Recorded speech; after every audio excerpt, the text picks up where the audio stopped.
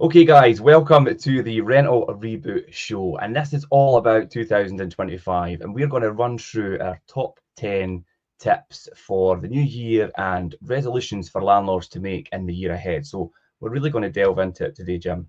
Can I just say, before we Yeah. start, if you're a landlord or an investor and you're watching this or listening to this right now, this has to be the show for you. This is 2025, the very beginning, coming up. What are you going to do this year? What have you got this year to the end of this year you're going to build on for next year? Because that's what this is all about, property investment and true wealth creation. It's about building something this year so you can build on it for next year. It's not about resetting the counter again to start from zero. Yeah. So let's get on with it, Richard. Let's tell people what they should be doing to get themselves together, to get themselves even started in property investment, to get themselves motivated. I tell you what, if the current situation with government and the taxation system and all the rest of it's going on isn't getting you motivated, there's not much hope for you. We're going to try and pump you up, but I tell you what, if you're not going to motivate yourself, it's just going to go. Easy. And you'll be away into the distance. Yeah, definitely. And we're approaching that time of year, New Year's resolutions and things, and we all know people don't stick to them. But did you know that actually that most people break their New Year's resolutions within a month? I mean, that's just what's the point? Doesn't surprise me. Yeah. I mean, people have broken a New Year's resolution within a month quite easily. Yeah. And it's hardly surprising that people do that, because a lot of them they revolve around health and fitness and things, which means people heading back to the gym and, getting up at the crack of dawn and the cold mornings hard. And it's quite I can't stand it. Oh, it's too much for me. It's like, holy shit. Do you think this is going to be easy? Anybody that's ever accumulated anything has worked hard for it. They've put in the grind every single day. They've taken the hits. They've done everything possible. They've gone through all the turmoil. Without some sort of pushback, without some sort of difficulty, there can be no victory. Yeah, you have to make sacrifice and things. But I mean, there are ways and means that landlords could set new habits and things without having to get up at 5 a.m. in the morning and stopping yourself having these treats and all these kind of resolutions like that go hand in hand with health and fitness and things. And some of them are quite valuable, and we're going to cover them today. And firstly, we're going to look at keeping your buy-to-let profitable. One of the most important things, we'll say it profitable, but it needs to be in order for the business to be successful, and in order for you to stay in the business and be able to provide the housing, it needs to be profitable. So keeping up with buy-to-let profitability, preparing for net zero. We're going to look at making returns more manageable, your tax returns, and time as well, treasuring your time. We have, Jim, you're a self-proclaimed time lord. Time. No one lies on their deathbed and thinks to themselves, I wish I had more money. Never have I ever heard anybody say that. What's the one thing everybody says? I wish I had more time. Yep, nailed it. Yeah, so treasuring your time is an important one. And we'll finish up today by looking at future-proofing your business. And as luck would have it, we are going to try and cover as much as we can today under these topics. We've got the top 10 New Year's resolutions that we're going to go through. And that's probably the best way for you to start your 2025 with a solid outlook for the year ahead and beyond that as well. As you say, Jim, it's not a reset every year, it's build on year. And that's what we're going to try and... it's quite a different format, actually. This is the top 10. We're usually like 5 or 6. But we're doing top 10 just now. So this is quite an interesting start to what will be 2025 is the top 10 things that you can actually do. And I definitely think this is going to make the fundamental difference. Everybody thinks buy-to-let's dead right now because ADS is going up to 8%. It will go up to 10% next year. Because if everybody still keeps buying and they still keep going, the Scottish government will just look at it and go, well, we could put it up to 10% and see how we get on with that as well. It's a cash cow. We are a cash cow for the Scottish government. Why would you want to kill the golden goose? It lays the eggs, because that's what we are just now for them. Especially with ADS. ADS brings additional dwelling supplement for anybody. Yeah. It's a tax on second home purchase. So it applies to investors only with portfolio buys. If you do 6 or more, it doesn't apply. It's multiple dwellings relief commercially. It applies for that. But up to anything up to 5 properties, including 5 properties getting bought at one time, will attract an additional dwelling supplement. Whether you're in your own name or whether you're in a limited company. So that's what you have to pay. And the Scottish Government say it's got to be 8% over. So for every £100,000 of value the property is, you've got to pay £8,000 extra. Now, England's, I think, 6% now. But not to be outdone, Scotland's got to go one better and got to have 8%, haven't they? Yeah. Typical Scottish Government. Yeah, I know, and a lot of people. What I was going to say, sorry, Richard, I lost my train of thought there. What I was going to say, that this is the opportunity to actually try and, regardless of that, try and get the numbers right, try and get this done, in the right way, because it is not tax deductible, this amount. It's just basically money in the fire, and it amounts for a third of their property taxes. A third, which is a big chunk. Yeah, it's a huge. It's hundreds of millions in income of the property taxes. So it's a huge revenue generator for the Scottish Government now. They are not going to get rid of it, by the way, for that very reason. Why would you get rid of it if that's the case? They think in their own wee world that this is going to put people off investing. And no, it's not. It's just going to put people off possibly buying, which is even worse.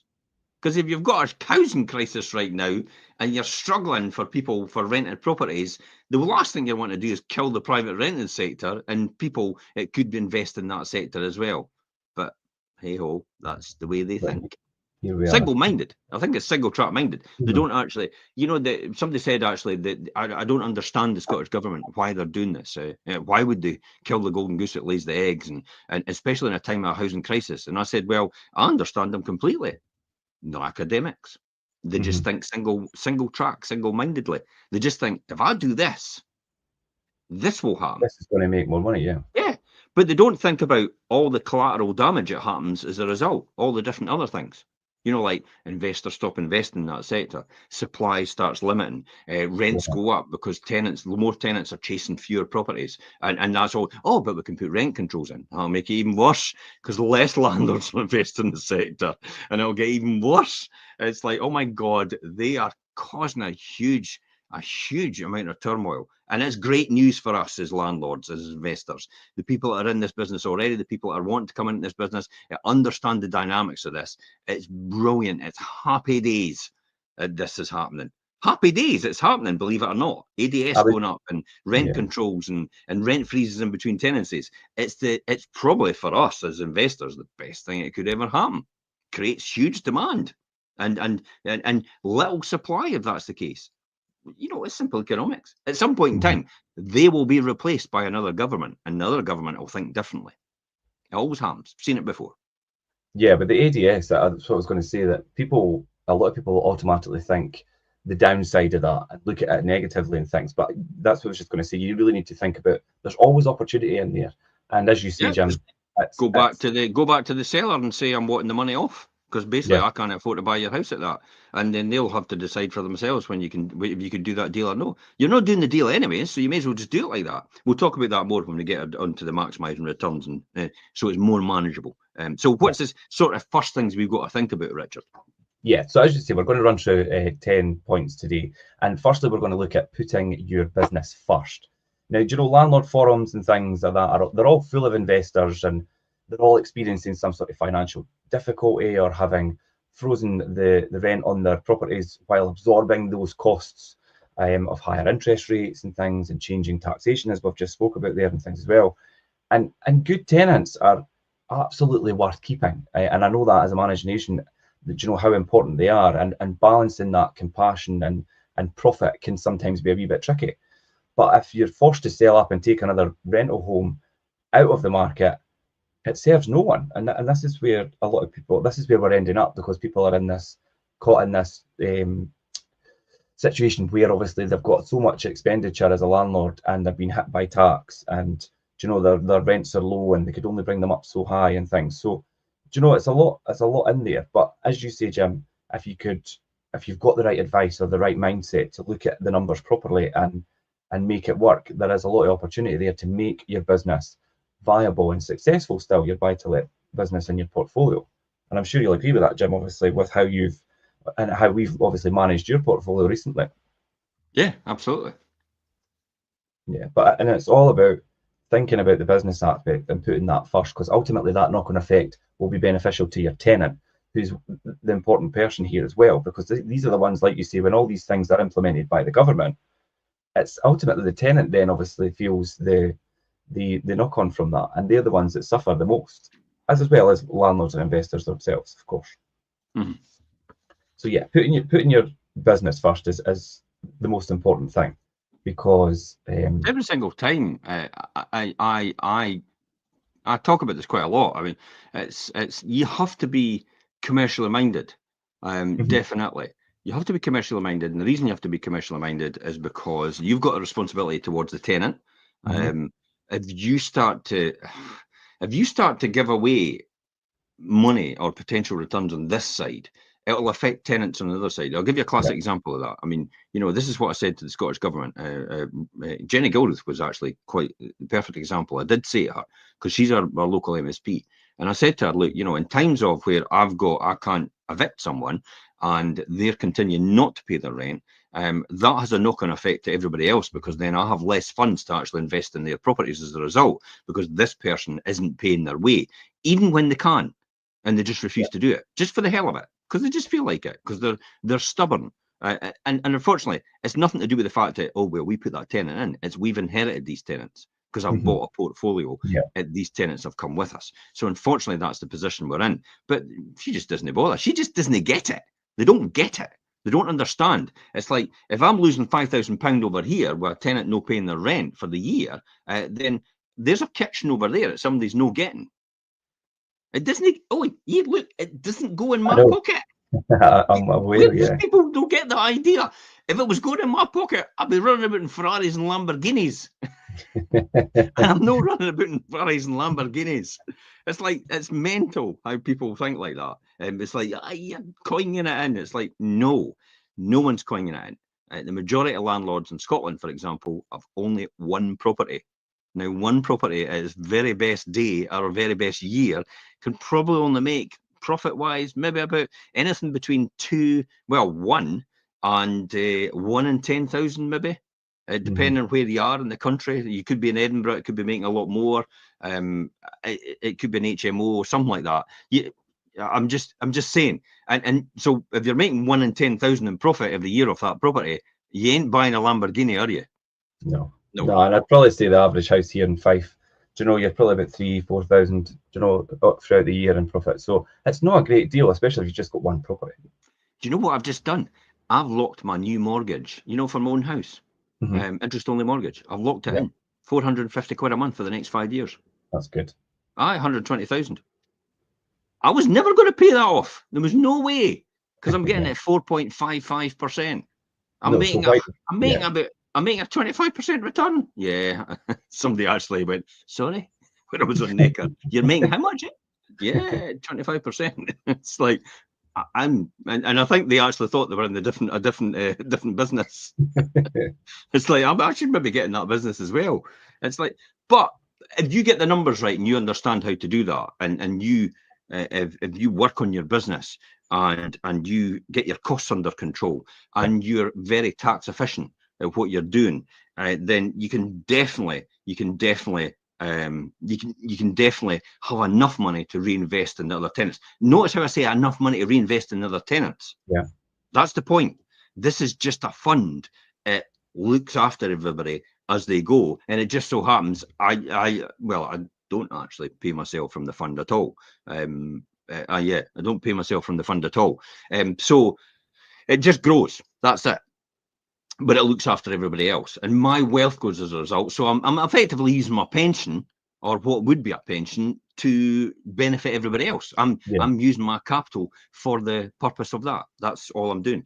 And I could hear them all out there going, oh, it's like, oh, that's great, Jim. And it's like, you know, it's like, I couldn't care less what anybody thinks.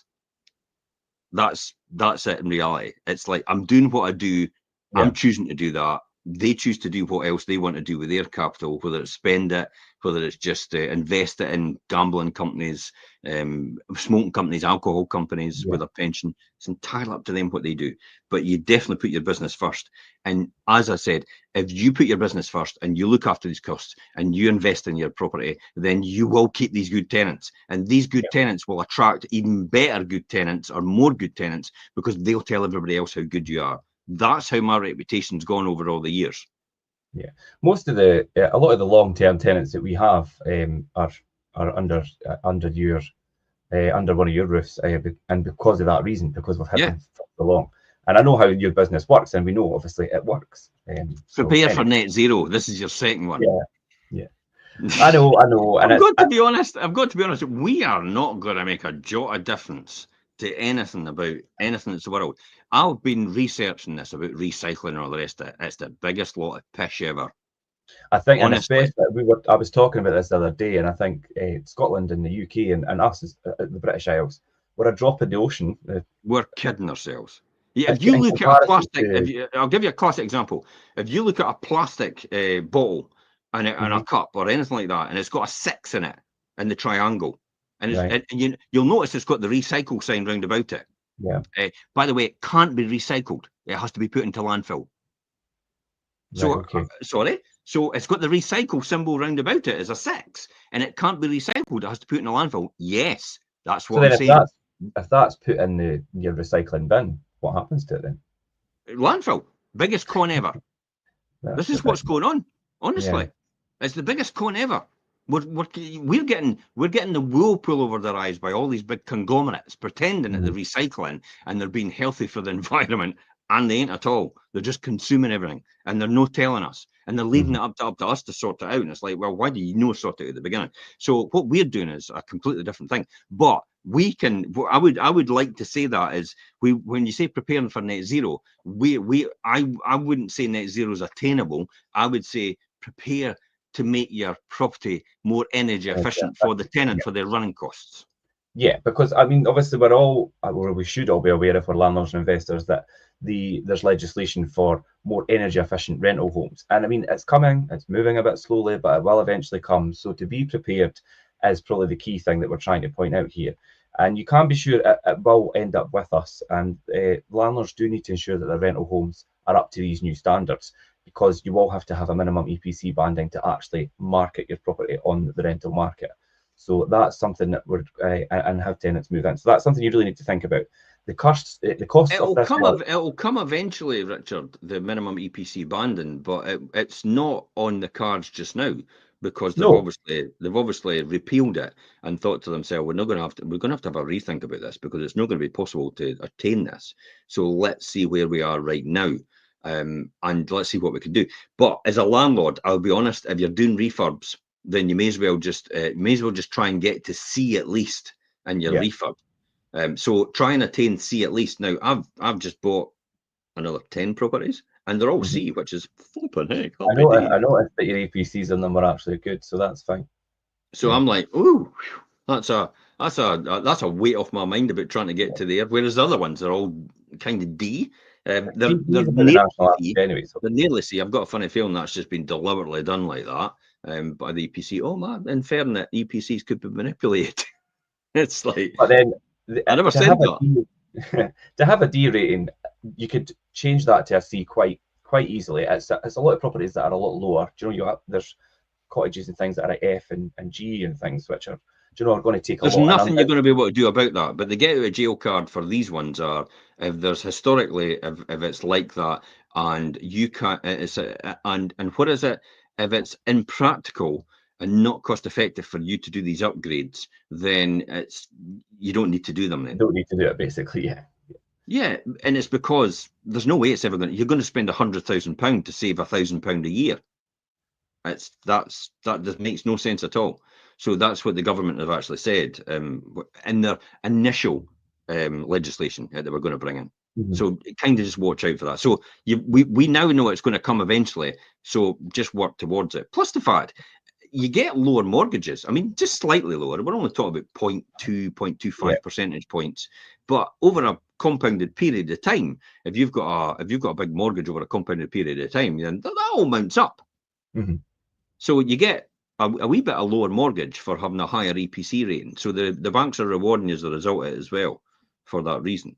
And they like these sort of things because they can be sold on quite easily if anything happens. So it minimises their risk as well. Yeah, but we're a few years away from EPC minimum banding. But get ahead of the game, be prepared, make some changes now rather than trying to do it last minute when it does eventually come around. And that's probably preparation for that. Is probably the key point to take away. That brings us on to wisen up about tax, and it's the same thing about leaving things to the last minute. Do you know? Don't do last minute tax panics and things. Be organised instead, and you know, whether that's setting monthly alerts on your phone or do you know have a spreadsheet which is you update with your incomes and your receipts or whatever.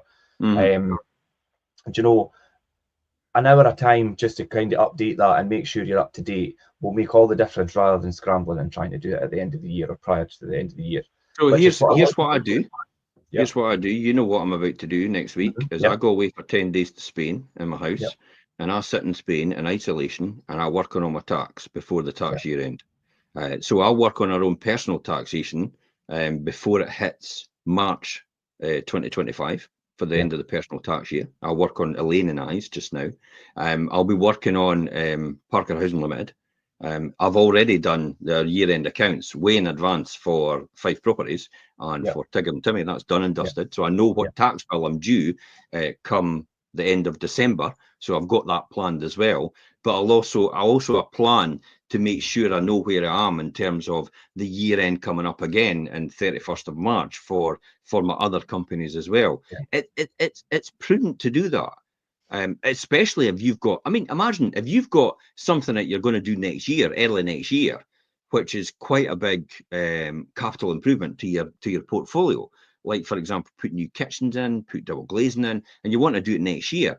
Well, if it makes it more advantageous and you're maybe going to be a higher rate taxpayer this year, or you want to bring your tax bill down because your cash flow is no great this year, because of that, because you maybe have to make advance payments, then maybe start the works now. Maybe start it just before the year end. So you can put it through as a tax deduction before the year end and then finish off the work towards there, because you can put it through as an accrual. This is what I love about accountancy. Accruals and pay payments. Accruals and pay payments. Ooh, dark art stuff. It's like accruals and prepayments are excellent vehicles to minimize tax in that year potentially. Also stock write-backs, but that's manufacturing. That's another subject, which I was when I was in manufacturing. Maybe no say more about that in case the auditor's here.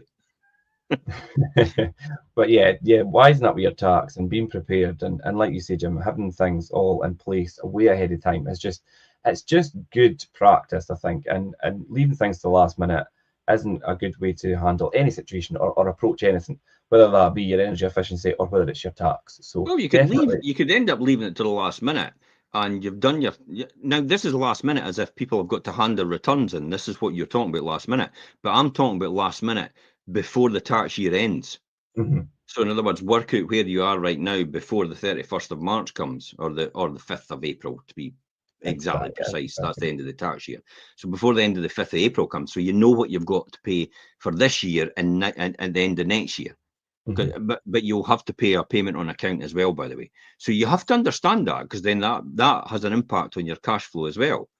So you've got to understand it. By the way, George Allen, George, I know you're tuning in and you're wanting me to tell you all about this way to increase the rent on the lease, but actually give your tenant the benefit of a lower rate in order to minimize rent controls, the impact of rent controls if they do come in.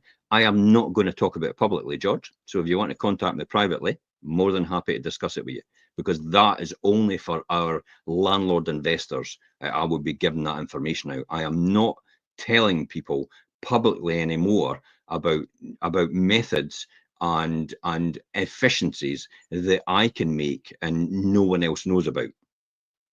Because it's unique to us, and that's what makes us who we are. So it's not something I'm going to share publicly anymore.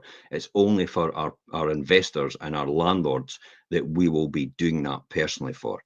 So yeah, George, by all means, reach out to me and contact me privately about it, and I'm more than happy to discuss how to do that with your current tenants, to how to give them still a low rate, but actually get the rental level to the right level, so if rent controls do come in, you're protected. I'm just smiling because I'm thinking about the amount of messages you're going to get after this. I'll be surprised, Richard. I'll be surprised Yeah. how many people will actually listen to this, to be honest. It's like, you've got one of the most successful property investors in the whole country actually sitting on a podcast here, and you would think there'd be thousands upon thousands, if not a million people listening to this at the end of the day, because I'm telling them exactly what they should be doing. And all the previous episodes have done that as well. Yeah, hardly anybody. But that just shows me straight away that that separates the people that want it from the people that just think they want it. Or the people that want it and are willing to pay the price, against the people that want it and they're not really sure about paying the price. Yeah, This but is where that it comes definitely back. comes valuable. This is where it comes back to the next one you want to talk about, which is treasure your time. Definitely, yeah. One of them, I'll say it again. Nobody lies in their deathbed and says, "I wish I had more money." They always say, "I wish I had more time." Yeah. And the only ever thing I did this for was time. Time is all I wanted. I just wanted my time back. I was working all the hours God sends, and I just saw my future and my job. And I loved my job, by the way, and I still love what I do now today. I don't really call it a job. It's like, wow, I It's get just paid what for you what I'm do. doing. Yeah. It's like, well, really? It's like, this is great. But before, and when I was in manufacturing as an accountant, I loved it. I just loved the whole thing. But I realized that I was working all the hours God sends, and it was never going to change, and it was going to be that for the rest of my life. So I really had to do something seriously outside of what I'm doing in order. It wasn't about changing job, because you're just out of the frying pan into the fire, and then you've got you don't know where you're going next. So it might be a great company, they might pay more money, but it might be more volatile. So why would you take the risk of jumping if you know your future is actually going to set yourself free in your side hustle, which is property investment, while you're working at the same time? That is what I looked at. So I was quite happy to stay where I was and actually just work the grind at this point in time, because I knew in the next 3 or 4 years that I was able to walk away from my job because I will have the income to do it. The struggle was mentally getting over the fact that, yeah, you can do that. Well, I'm only working 1 day a week, really. And Yeah. it's like, what I'm earning more than what I'm earning working full time as a financial controller. That Yeah, that figure's must be that's difficult for beyond some belief. people. Yeah, as they build a business and a portfolio or whatever, do you know, it must be difficult for people to grasp that, do you know, and let go, because a lot of people like to hold things close to them. I know, obviously, I mean, It's everybody's, fear. yeah, It's fear. It's like, oh my God. It's like, I'm not doing it anymore. And does that mean the income will stop? No, not in property investment. Not if you've done it right and set it up properly, because it's no reliant on your efforts. So the income does not stop.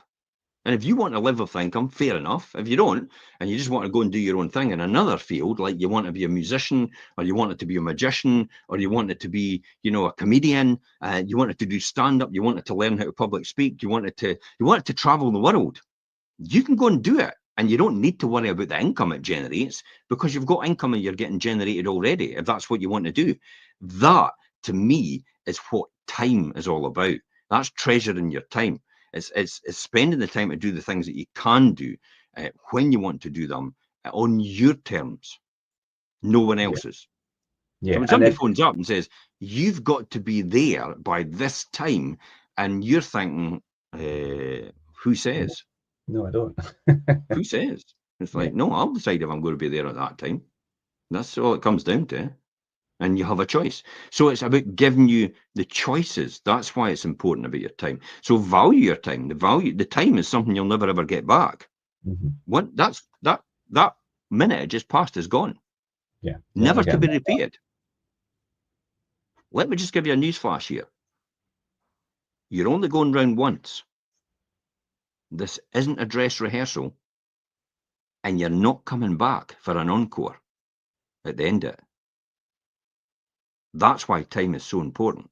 Yeah, yeah. And I think you really need to think about what you spend your time on. And as you said, Jim, back in the beginning, you did do a lot of things on your own, and people maybe start out with that, obviously, mindset and that drive, and that's fine maybe for a small period of time. But in order to be really successful and get your time back, you need to build your business and have people, like contractors doing all the work, your accountants doing your tax, a managing agent looking after all your day-to-day management of your properties, so you don't have to do all that. Those are all the time-consuming things, and you could employ people to do that and incorporate the costs for that all into your business model.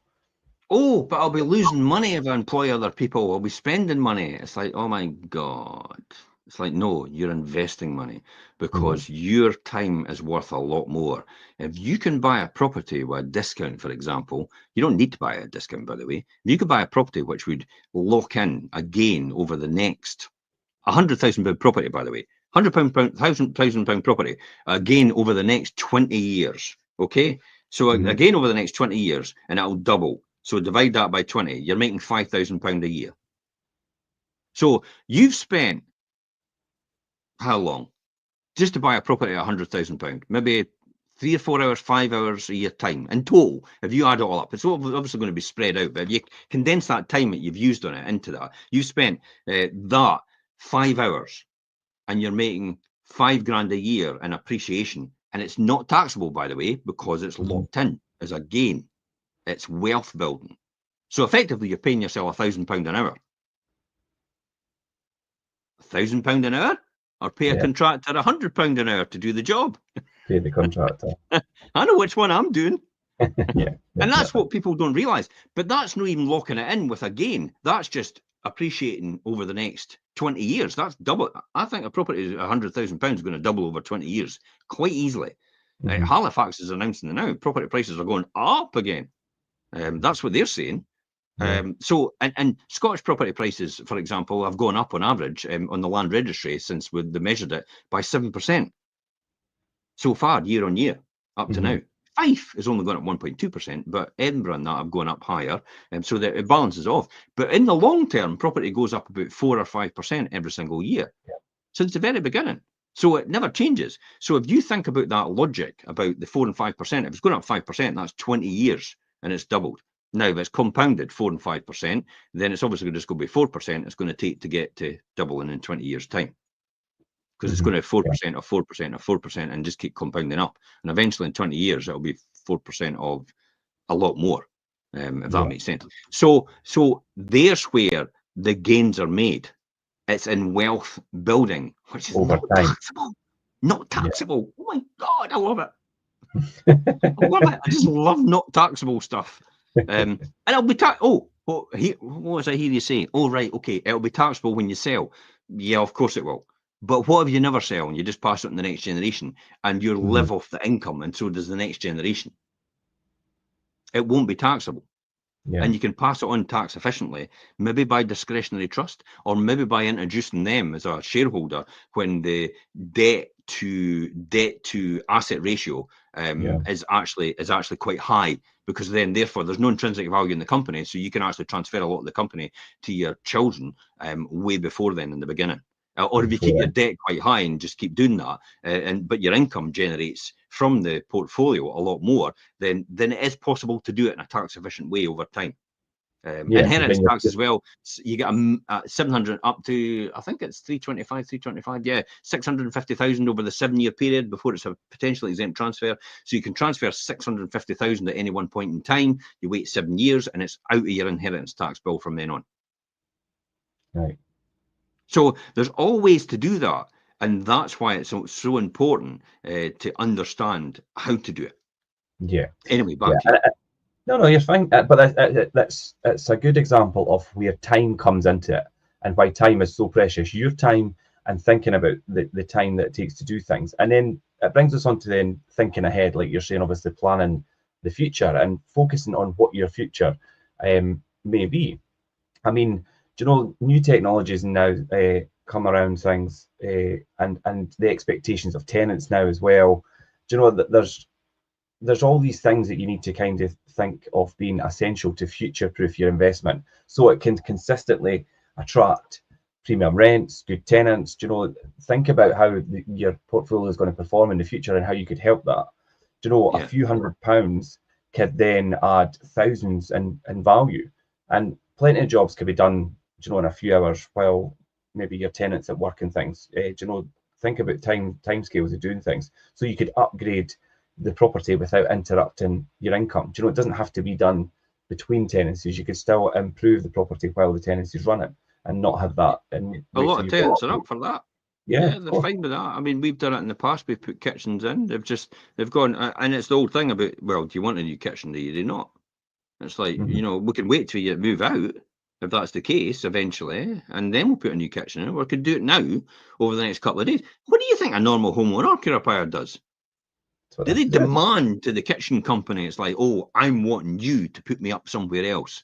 It's like, no, they go, just fit my kitchen and I'll just work around it. Make sure Yeah, the sink's there and take that out last. And most kitchen companies do that. So yeah, why? I don't understand why the mentality is like, oh, you've got to put me up in the hotel. No, I'll just no fit the kitchen then. I'll just wait till you move out. So do you want the kitchen or do you not? It's up to you. yeah. I mean, God, I done it. We done our kitchen.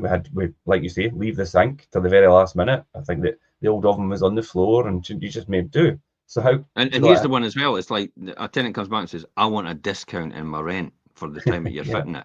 Okay, I'm but putting a £5,000 to £10,000 kitchen in it. yeah, Does that mean I get to put your rent up then, if that's the case? Oh, no, that then. Well, there you go then. That's the flip side of it. It's like, okay, I'm putting a new kitchen in. I'll upgrade. I'll put your rent up. It's like, no, don't put my rent up. Well, there you go. That's the balance. yeah. But yeah, these upgrades and that are so important for the value of your investment, but also for the benefit of the tenant. Do you know, whether it's kitchens, radiators, do you know, all these things, they could all be done while tenancies run, and to the benefit of everybody involved. So yeah, but yeah, focus on the future and how you could better increase the value of your investments while you're still earning money while they're running as well. Now, let's talk about cultivating connections. So when you work with tenants and you work with contractors, and you know, a lot comes down to their experience of dealing with you, as well as possibly the financial transactions. So it pays to nurture those relationships. I know that firsthand, as I was working for many years as a letting and management agent. The relationships are so important with everybody, tenants, contractors, and things as well. So dropping your plumber, your electrician, or your tenants the odd message, do you know, of appreciation, or having kind of quite transparent conversations, do you know, it's the perfect way to build and maintain reciprocal kind of good vibes and feelings between everybody, and it's the best way for your buy-to-let portfolio to operate successfully without any blips. If you've got your tenant on your side who happily speaks to you and your contractors who you can speak freely with and work things out in terms of costs and timings, and you know, it just makes life so much easier. So keep that in mind. I think I used to yeah. take some of my main contractors out to lunch and stuff like that at Christmas, Mhm. or out to an event or a sportsman's dinner or that. Just something, yeah. So yeah, I used to do things like that. When I was doing it all myself, you know, And some of those definitely that's the contractors sort of I thing I was use, doing. some of those contractors that you've had for all these years that we still use in the property management. Yeah. So And that's what I used to do, but you know, I don't have that time anymore to do that. This is why I talk about, you know, your leverage in your terms of your time. How much the value is your time worth? It's like, you know, oh, I love getting out there and cleaning the toilet. It's like, well, cleaning the toilet is what you shouldn't be doing, because I'll just go back to saying about if you can make £1,000 an hour out of buying another property over a 20-year period, and £5,000 in appreciation every year in £100,000 property, and that's £1,000 an hour with the 5 hours you've done. Actually, it's better than that, because you've only done the 5 hours once, haven't you? Yeah. Mhm. Oh, okay. No, sorry. So the 5 hours actually comes down to, sorry, your 5 hours, 100,000 over 20 years divided by 5. It's actually £20,000 an hour you're paying yourself. Aye, because you're not doing the 5 every year. Yeah. I'm going to go and buy more property. Oh my God. It's like that's just the pennies just dropped a bit. Even now I have a learning opportunity. It's like, what? There's always Yeah, something you're to paying learn. yourself £20,000 an hour at that point in time. It's like writing a book or recording a record or, well, a song. you're going to get royalties for the rest of your life out of that. And you've only done it once, and you've only put all the effort in at the beginning, and that's kind of how you're doing it. And then the management goes on from there, and the income that comes in actually pays for the management as the property itself. It's not the capital value pays for. So yeah, okay, how to pay yourself 20 grand an hour. Maybe we should just retitle this: how to pay yourself £20,000 an hour as a landlord. That would be a vote winner for people watching. £20,000 an hour. It's interesting because obviously as we talk, like you say, we learn things as we do this as well. But it's interesting, like you say, the amount of people. I mean, if anybody is watching, and that's, I mean, even like that kind of nugget of information. Do you know, if you're not watching, you're going to miss that. And these are things that people won't teach you. See what I mean about what people are missing when they don't listen or watch this. It's like, I've just told people how to make £20,000 an hour. Now, if you do that 20 times, think about that. If you're making £20,000 an hour and you do that 20 times, you're effectively making £400,000 an hour. Yeah. I'll have that any day. I'm sure anybody would.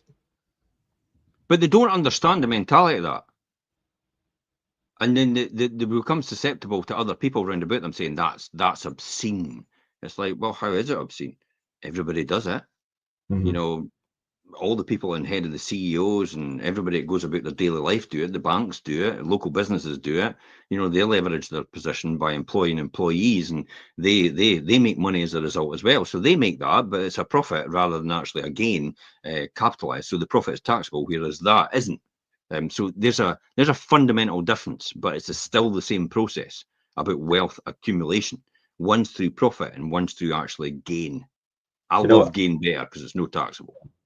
Do you know what I picked up for that there, and might sidetrack a wee bit into kind of wealth creation, but you're saying obviously some people's approach to that would be like to make that's obscene to make that, and kind of let their morals or the way they think hold them back. And it's like, well, if you're not going to do it, somebody else is going to do it.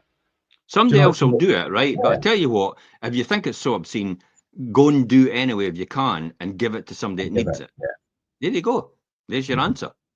So it's not that obscene now, is it? Yeah. If you're giving it to somebody that needs it. But your question I want you to answer, not for you personally, but the person listening that's thinking about that, is like, okay, when you get to £400,000 an hour, will you actually give it to someone else? Will you part with it? Or will you be out there buying a yacht and a Lamborghini and a Ferrari and all the rest that comes with it?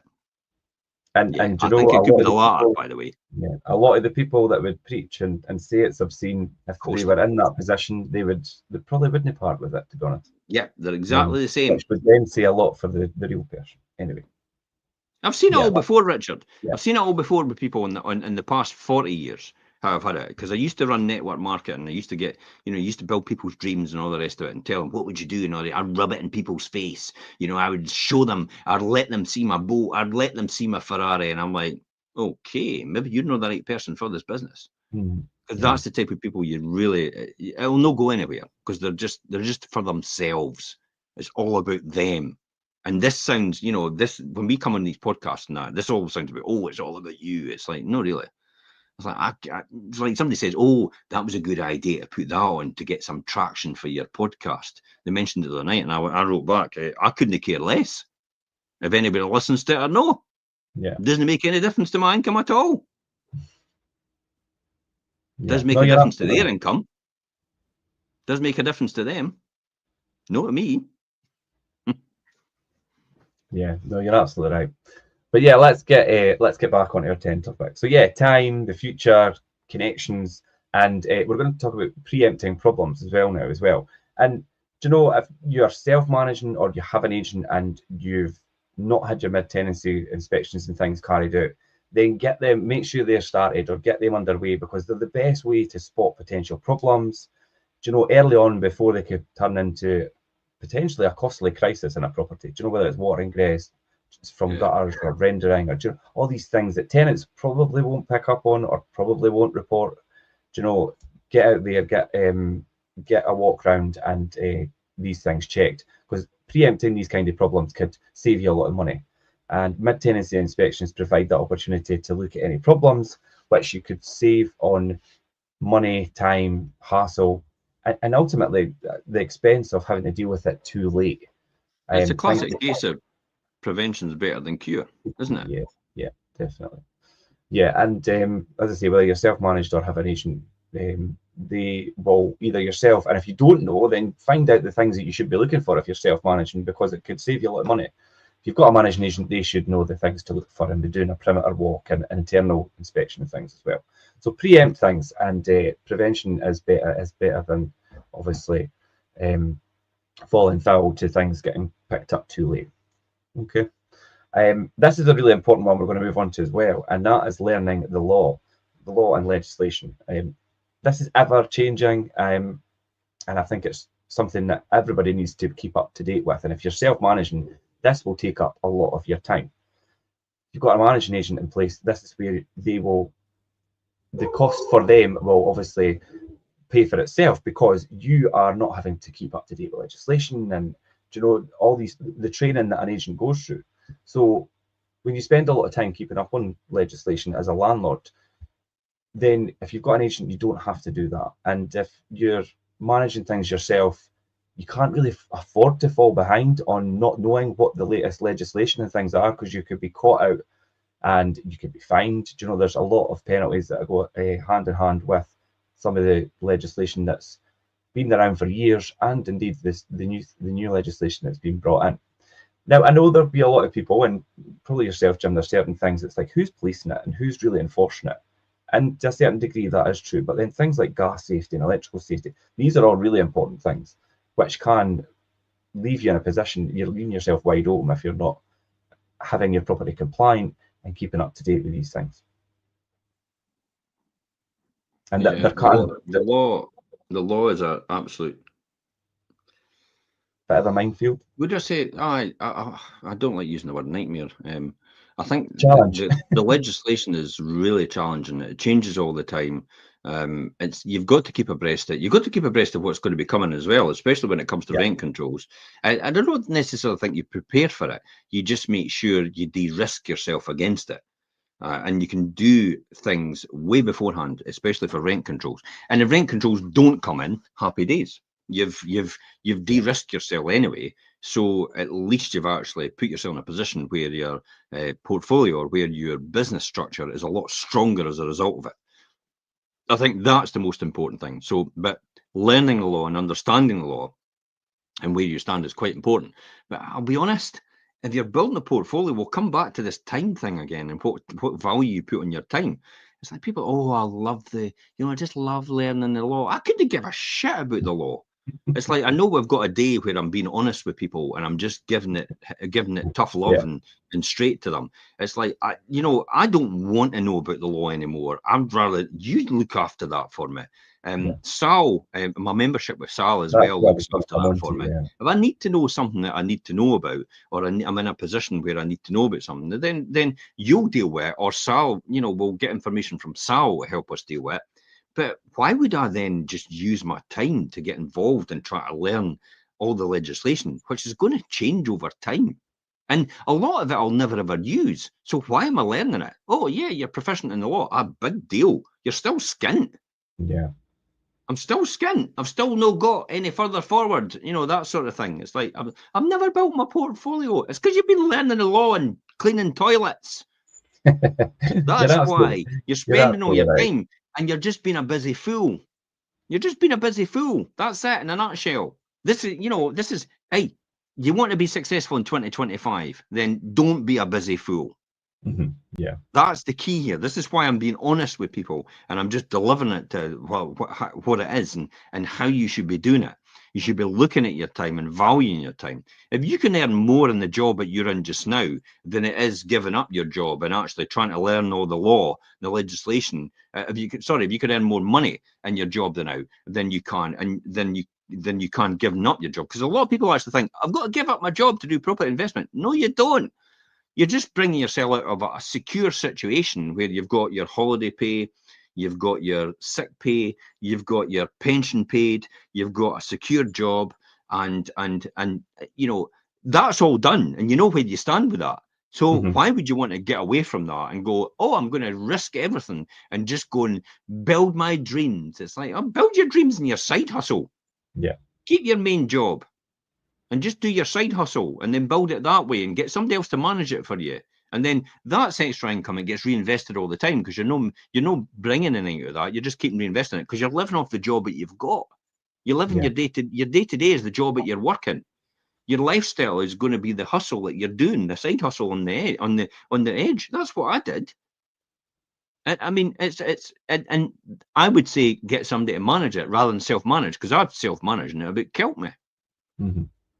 So it's no easy doing that and working a job at the same time, especially if you're in a high-profile position. Plus the fact if you're building your portfolio and you're doing that as a side hustle, you find that all the skills and expertise that you're learning about the books you read, the people you associate with, and everything like that benefit your job. Therefore, you end up getting promoted in your job. Therefore, you get more money. Therefore, you can invest more money in your side hustle and your property investment business and your vehicle. And I call it a vehicle because that's all it is. It's just a vehicle for financial freedom. And how you get down that road is entirely up to you. Whether you take the superhighway, which is somebody does it all for you and gives you all the knowledge and expertise and information, or you do the zigzag on the B roads, it's entirely up to you. That's self-managed, by the way. Zigzag on B roads. It's like it's going to take you longer to get there. You'll still get there, but it's going to take you a lot longer. Your wealth might not be as big as it would be if you'd done it the other way. So these are the sort of things you've got to consider when you're doing that, if you're going to learn the law or not. But hey, if you love learning the law and you want to stay skint for the rest of your life and still broke at a different level, by the way, broke at a different level. In other words, you've got more income, but your lifestyle's gone up as well at the same time. That's entirely up to you. And the whole point of this is to get to the point where your income is no longer reliant on your ability to perform.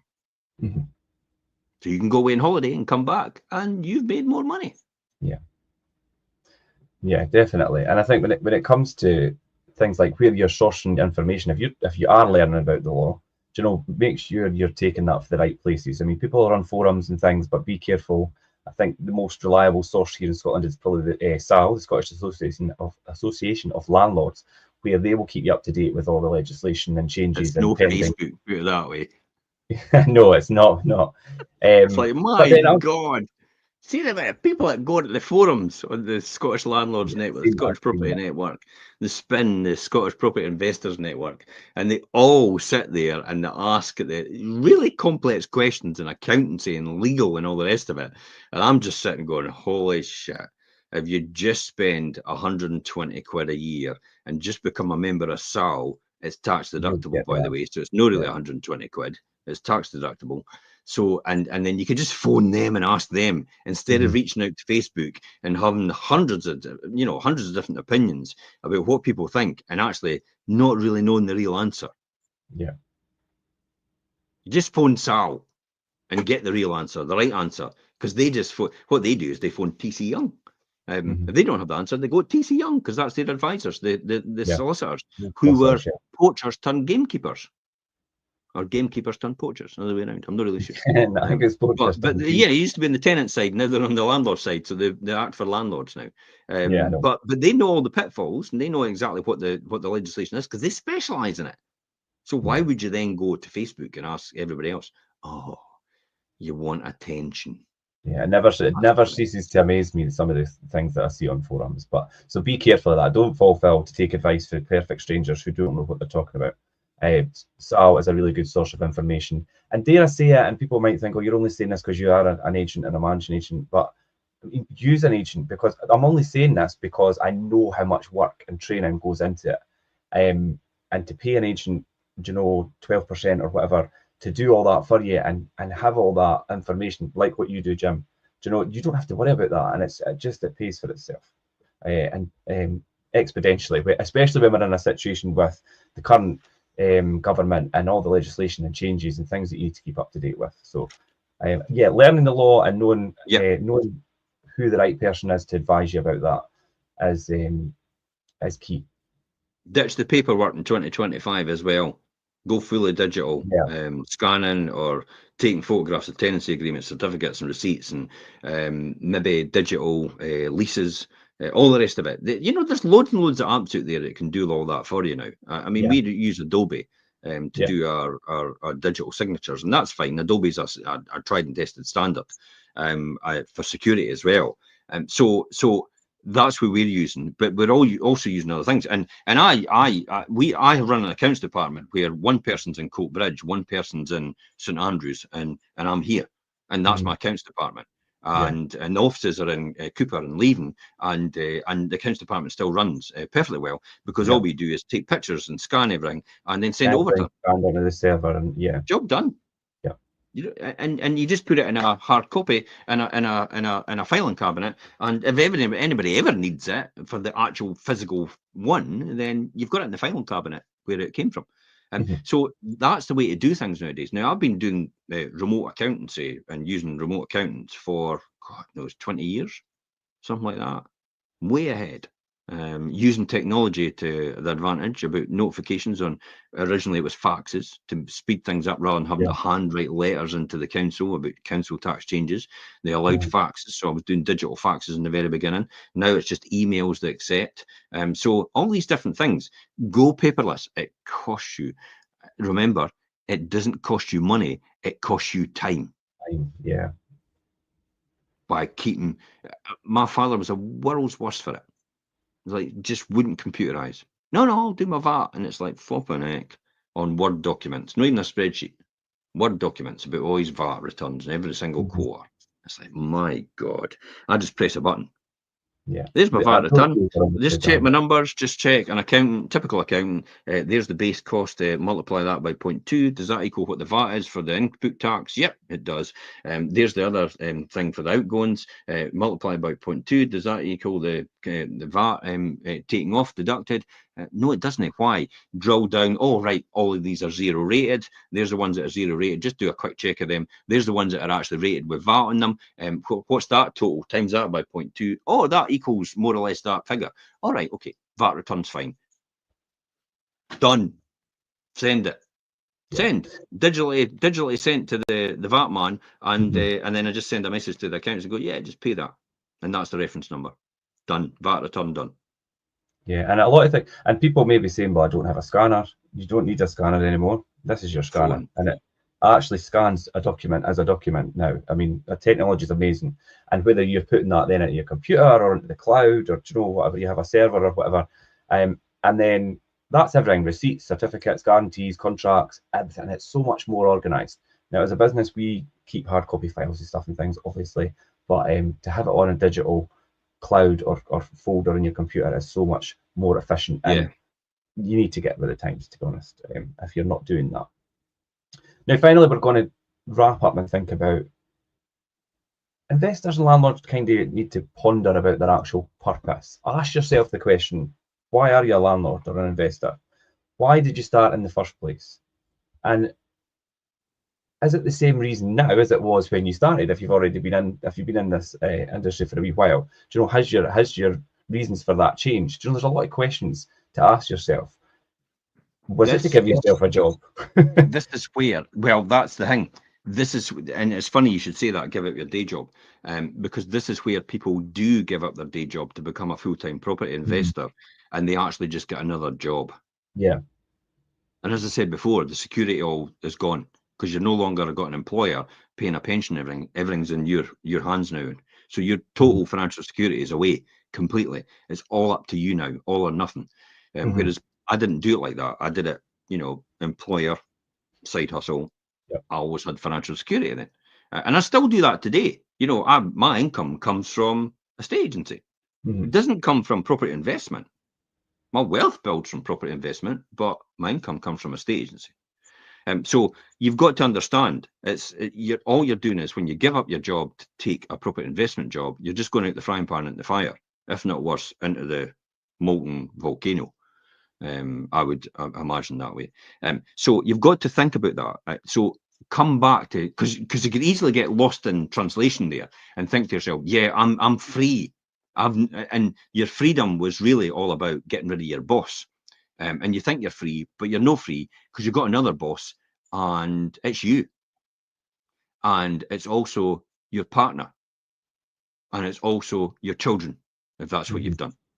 They're your boss, because you have to keep going and keep earning for them every single time. That's where it all happens. And that's what people do not understand at all.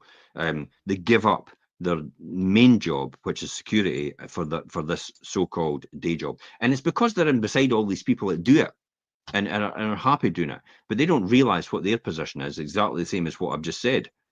They have to keep doing it, and they think they're having a great time, and in reality they're having to work long hours. Whereas 9 till 5 is an easy gig for me. Obviously if you're high up in an organization, you're probably working a lot more hours than 9 till 5 on Monday to Friday, but that's the price it comes with, the salary you get as a result of that. So you have to come back to thinking to yourself, why am I doing this? It's probably the biggest reason. Biggest reason for doing anything is why. Why are you doing it? Yeah. Whatever you're doing, why do you get in your car and drive to your work? So you get work and you can get paid. Why do you get in your car and drive to an event? So you can enjoy yourself at that event. Why do you do anything? Why are you going down the street to help someone, to help someone else? Because it'll make you feel better, but it also help them get back on their track, or whatever they want to do. So it's all about why you want to do things. And for me, it was just all about time. It was just getting my time back. And the quicker I could get there to earning enough to get my time back and be free in my time was the most important thing to me. That was it. So every time I got to, and I did have my wee stages where it's like, oh, I'd love a new car. But then when I got to the option to have a new car, I kind of thought to myself, I could buy another house. And it would make me, because I used to think I could buy another house, and then the payment I would get from the house I bought, would actually pay to lease a car. So I could have a new car anyway doing that. But then when I got to the point of buying that new house and having that payment, I thought, I could build that up and I could buy another house. It's like, I didn't really need a new car. I kept looking at my car and thinking, I didn't really need a car. I want my freedom. I don't want a new car because I want my freedom more. See, that's the key. I want my freedom more. I don't want a new car. Do you know, it's funny. I was listening to a podcast this morning, Diary of a CEO, and Stephen Bartlett said he's got a group of people, and they all talk about it. They were thinking about how do they measure their success and all the rest of it. And a lot of them were like, oh, here's my car, here's my house, here's my holidays, here's my boat, and all the rest of it. And he said the person that had none of that stuff and lived very frugally, and they were working it out, and he thought, I bet he's the best. I bet he's the wealthiest. I bet you, because he didn't have a new car. He just had a normal life like everybody else. Nothing glamorous or anything like that. And what he did was secretly he went round them all when he found out and all the rest of it. The guy that lived a frugal life had more wealth than all of the rest combined. That says a lot, yeah. Because that Gucci watch and bag and all the rest of it's going to, it's going to cost you a hell of a lot more, and it's going to take you away from your dreams, which is financial freedom. Because that money could be invested in your property investment. That could compound over time. That could set you free quicker. Do you really need that car? Do you really need that Gucci bag? Do you really need that Gucci belt? Do you really need that Versace jacket or suit or whatever it is? Is it really essential? Do you know the richest man in the world? Who he is? Bernard Arnault. Do you know what he does? No. LVMH, Louis Vuitton, Mo Hesney. Yeah, luxury brand. LVMH, the richest man in the world. Bernard Arnault. I've known him for years, kind of about him for years. I'm not saying I know him, but I've known about him for years because he teamed up with Guinness in the first instance when they took a share in each other's companies at the time, years and years ago when I had shares in Guinness, because Elaine worked there. I looked into the background of them all. And LVMH was a huge brand, and he is the richest man in the world. But he sells all that stuff to people that want to look rich. Yeah. And as a result, ironically, yeah. As a result, he becomes rich. Yeah. The wannabes. Mm-hmm. What does that tell you? What does that tell you? And he probably lives a frugal life as well. He's not bothered. It's like this is a game to most of these people. Yeah, the irony that he actually has amassed that wealth from selling these things to people that want to look like they're wealthy. Yeah, want to look wealthy. Show, yeah. Yeah, definitely. And that's exactly it. They're the consumers. He's the producer. And it's the producer that always makes the build the most wealth as a result of that. So that's why you have to ponder your purpose, and you have to think about what you really want in life, what you really want to achieve, and blazon that into your mind. And you have to become single-minded about it. Definitely. As a landlord and investor, I know, because you're going to say to me, people at the other end of this listening, you're going to say to me, but I'm only wanting to buy one property. You know, that's, I'm not really caring. It's like, but even buying that one property, you need to know why you want to buy that property. Yeah. And you need to stick with that, because I'll guarantee you, when the time gets tough and when a tenant really annoys you or aggravates you or something goes wrong, you'll immediately go, if you've not got a purpose for it or not got a reason for having that property, you just go, sell it. I don't need the hassle. I've heard it so many times before. And at that point, you come to me and I'll buy it. I'll buy it. It's definitely something you need to think about, and whether it is time, or whether it's for your retirement, or whether you want to leave a legacy, or, do you know, you think about these reasons and keep that answer at the forefront of your mind, and then think about how you're going to help. How are you going to help achieve your goals? I mean, dare I say it, is it selling up, or is it maybe expanding your portfolio, or is it doing those upgrades that's going to increase the value of the property or your income? No. Sell to me. Sell to me, because I'll happily buy your dream. I'll happily buy your dream, and I'll add it on to my dream, because your dream will be what I want as well, or what I've wanted. So that's fine with me. I'll take your dream and add it to mine as well. More than happy to do that, because you'll more than likely forget about your dream. That's what happens. That's why they end up selling. They don't realize, they forget why they got it in the first place. And on that happy note. But yeah, no, think about what's next for your buy-to-let business, and start the year with a wee bit more focus if you've not already got it. And if anybody wants to ask any questions about what we've discussed today, my contact details are in there, and you can message us if it's on the rerun. Jump in the comments, we'll come back to anybody. But yeah, we'll leave it there. That was the 10 points that we were covering today to kind of get you started in 2025. So I hope that was helpful, everybody, and I'll leave it there today. Thanks for that, Jim, and all your insights as usual. And we'll see you guys next time. Perfect. Bye-bye for now.